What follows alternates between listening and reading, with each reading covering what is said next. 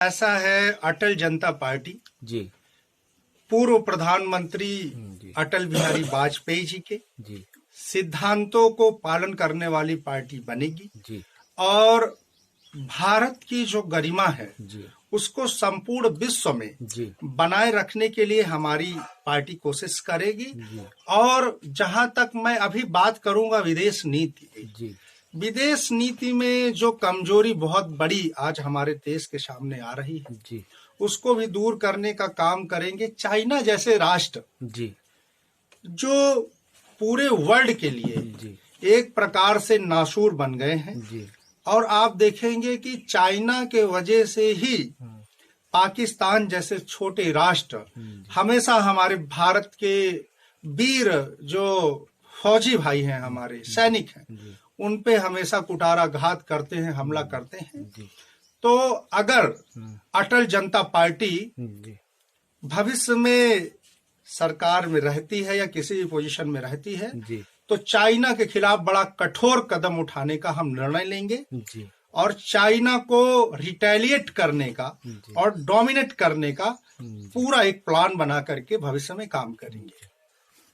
महान जी, आपका जो है, आपका जो विचार है, जो लोग धर्म परिवर्तन करवाते हैं दूसरे धर्म के लोग जी और उनके प्रति आप जो है उनको सचेत करने के लिए मतलब समाज में कहते हैं कि ऐसे लोग जो कर रहे हैं, जो पाखंडी लोग जी जो धर्म के नाम पे भोले भाले लोगों को जो है धर्म परिवर्तन करवा रहे हैं, जी तो उस पे विचार रखिएगा थोड़ा। देखिए, ऐसा है, मैं किसी धर्म विशेष के खिलाफ नहीं हूँ। जी मेरी लड़ाई, मेरा संघर्ष सिर्फ जो सनातन धर्म के गरीब लोग हैं उनको बरगला कर, उनको जादू टोना छू मंतर का लालच देकर, उनको गाय भैंस पैसे देकर, यह करके उनको जो धर्म परिवर्तन कराया जाता है, मैं इसका बहुत विरोधी हूँ, कट्टर विरोधी हूँ।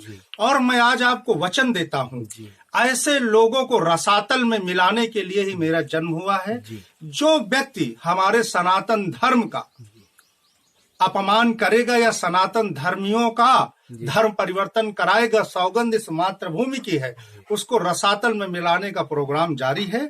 और जाति प्रथा के लिए मैं सदैव काम करता। हमारे परम पूज्य गुरुदेव जी भी जाति प्रथा के बहुत विरोधी थे। हमारे परम पूज्य गुरुदेव कहते थे कि सब परमात्मा की संतानें हैं और सभी को परमात्मा की सेवा करने का समान अधिकार है। हमारे गुरु जी का यही कहना था। और वो करता हूं कि पहले तो आप नशे से दूर रहें, दूसरी चीज माता पिता का सम्मान करें और शिक्षित बने। शिक्षा बहुत जरूरी है। अगर आप शिक्षित होंगे तभी आप व्यापार कर सकते हैं। शिक्षित बनने के बाद आप नौकरी के चक्कर में ना पड़े, आप व्यापारी बने, व्यवसाय करें। जो आज देखेंगे जो व्यापार है, आप चाइना की बात करेंगे तो वहां घर घर व्यापार है।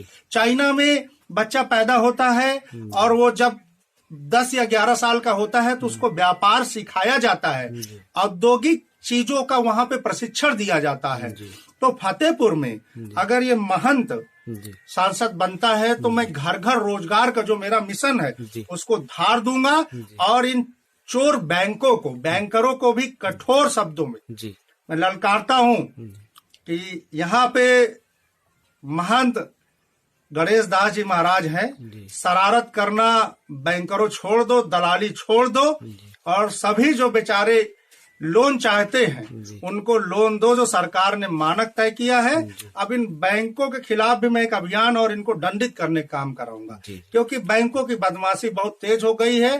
गरीबों को जो बेचारा रोजगार करना चाहता है उसको चाहे मुद्रा लोन हो या चाहे और विभिन्न प्रकार की जो लोनों की योजनाएं हैं वो गरीबों को दी नहीं जाती हैं। बड़ा गंभीरता, बड़े सीरियस के साथ मैं किस प्रकार से इन बैंकों पे कार्रवाई करना है इसके लिए मैं विचार कर रहा हूँ। बड़े बड़े लोगों को ये अरबों रुपए एक झटके में दे देते हैं और कोई बेचारा गरीब जाता है तो उसको 2-4-5 लाख रुपए के लिए भी उसको दौड़ाते हैं और उसमें भी परसेंटेज दलाली खाते हैं।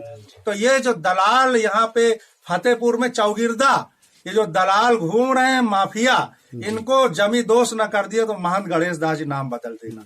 ये सब फतेहपुर छोड़ के भाग जाएंगे, फतेहपुर छोड़ के भाग जाएंगे, नदारत हो जाएंगे सांसद बनने के बाद। अच्छा। दिखाई नहीं देंगे ये सब। महंत जी, जनपद में कुछ दिन से ऐसा सुनने में आ रहा है कि गरीब लोगों को जो है जमीन मभू माफिया लोग जो है उनकी जमीन को कब्जा कर रहे हैं, शासन प्रशासन का सहयोग मेरे पास जी आपके सवाल का मैं बड़ी कठोरता से जवाब देता हूँ। मेरे पास 1200 माफियाओं की कंप्लीट लिस्ट है, जी जो मेरा गांव-गांव जाके जो मेरी टीम काम कर रही है। जी 1200 माफियाओं की लिस्ट आई है, जिसमें जो है 115 बड़े जमीन माफिया हैं। जी अगर गणेश दास जी महाराज जी जनता के आशीर्वाद से जी अगर यहाँ पर सांसद बनते हैं जी तो इन माफियाओं के सारे जमीनों में चलेंगे बुलडोजर, और बुलडोजर के साथ साथ इनकी सारी जमीन कुड़ुक हो जाएगी और इनको जमीन दोष करके रसातल में डालने का काम कर। सरकार हो चाहे राज्य सरकार हो, जी तो इसमें विपक्षियों के खास करके जो पार्टियां हैं उन पे मतलब निशाना बनाया जा रहा। तो क्या विपक्षी पार्टियों में कोई कमी है कि जिसकी वजह से उनको निशाना बनाया जा रहा, या जो बल प्रयोग किया जा रहा है केंद्रीय एजेंसियों का, ये बल जो है उचित है या अनुचित है? देखिए, मैं आज आपको बहुत स्पष्ट बात बताता हूँ। आज हमारे भारत में कहीं पर विपक्ष दिखता ही नहीं था। जी एक जमाना हुआ करता था जी जब कांग्रेस की कभी गवर्नमेंट हुआ करती थी और तब ऑपोजिशन नहीं था। जी तब नेहरू जी के अगेंस्ट जी लौह पुरुष सरदार वल्लभ भाई पटेल जी को जी अपोजिशन में बैठाया जाया करता था। जी आज का जो ऑपोजिशन है वो केवल अपने हित की बात करता है, जी अपने हितार्थ जो है वो समय समय में अपनी चीजों को इम्प्लीमेंट करने के लिए बातें उठाता है। जी जब आप अपने पार्टी का विकास, अपना विकास, अपने पैसे का विकास के लिए ही केवल आप बात उठाओगे तो यह बिल्कुल जनता इसको स्वीकार नहीं करेगी। आज आपको जनता का मुद्दा उठाना होगा, और ये जितनी भी विपक्षी पार्टी हैं, ये सत्तारूढ़ पार्टियों को बिल्कुल संयमित ढंग से इनको प्रेशराइज नहीं कर पाती हैं। पार्लियामेंट में भी ये लोग वॉकआउट कर जाते हैं, पार्लियामेंट में भी अच्छे ढंग से लोग बात नहीं रख पाते हैं। सिर्फ हिंदू मुसलमान की बात होती है और बाकी किसी चीज की बात होती नहीं है। मैंने जैसे बताया कि मैं धर्म परिवर्तन का विरोधी हूँ, धर्म परिवर्तन बर्दाश्त नहीं करता हूँ। उसके साथ साथ मेरा एक और मोराल है। वो मोराल क्या है कि कहीं ना कहीं मैं अपने मातृभूमि सरजमी की भी बात करूं कि हमारे जो सरजमी में स्वास्थ्य की क्या व्यवस्था है, शिक्षा की क्या व्यवस्था है और रोजगार की क्या व्यवस्था है। जो युवा रोजगार है उसको किस प्रकार से व्यापारी बना करके उसको रोजगार दिया जाए, यह सोचनीय विषय है। तो विपक्ष आज कहीं दिखता नहीं। और आपने जो केंद्रीय एजेंसी के दुरुपयोग की बात की है, ये बड़ी पुरानी रीत है, ये बड़ी पुरानी परंपरा है। चाहे वो इंदिरा जी का आप देखेंगे तानाशाही शासन हो, तो ये बड़ी पुरानी परंपरा चली आई है। और सभी जो ये कांग्रेस पार्टी है जो अपने आप को पाक साफ बताती है, इसी से इन लोगों ने भी सीख लिया है। तो कोई बड़ी बात नहीं है।